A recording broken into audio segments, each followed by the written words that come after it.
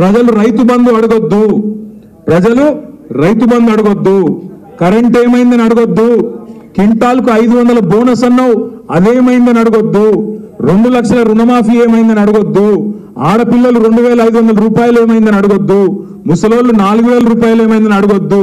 మళ్ళీ అడగద్దంటే ఏం చేయాలి?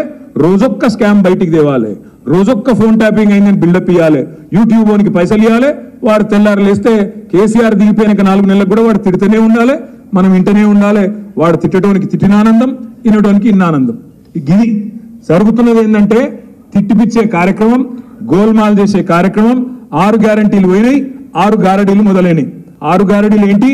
కాళేశ్వరం స్కామ్ అంటాడు ఒకరోజు, ఇంకో రోజు ఫోన్ ట్యాపింగ్ అంటాడు, ఇంకో రోజు గొర్రెల స్కామ్ అంటాడు, ఇంకో రోజు బర్రెల స్కామ్ అంటాడు.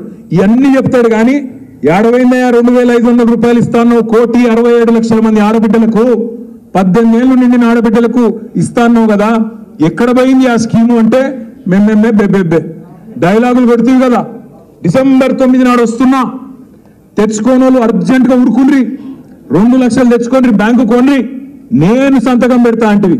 డిసెంబర్ 9 వాయ్, జనవరి 9 వాయ్, ఫిబ్రవరి 9 వాయ్, మార్చి 9 వాయ్, ఏప్రిల్ 9 రానే పట్టే. ఏమైందా రేవంత్ రెడ్డి అంటే, అగో మేము ఇప్పుడే కూర్చున్నాం, సీట్లు అప్పుడే అడుగుతారా అని మళ్ళీ ఓదికు బెదిరింపులు. మేము చెప్పినామా డేటు మనం చెప్పినామా? డిసెంబర్ 9 రుణమాఫీ చేస్తా అన్నాడు ఎవడు? రేవంత్ రెడ్డి. మరి ఆ మాట అడిగితే కూడా మళ్ళీ ఉలికిపాటు ఎక్కువ. ఆయననే కదా అన్నాడు ఆడబిడ్డలను. ఇంట్లో కోడళ్ళుంటే 2500, అత్తలుంటే 4000. కేసీఆర్ ఒక ముసలోనికే ఇస్తుండు, నేను ముసలోనికి ముసలవ్వకి ఇద్దరికి ఇస్తా, ఇద్దరికి 4000 ఇస్తానది ఎవడు? రేవంత్ రెడ్డి కాదా?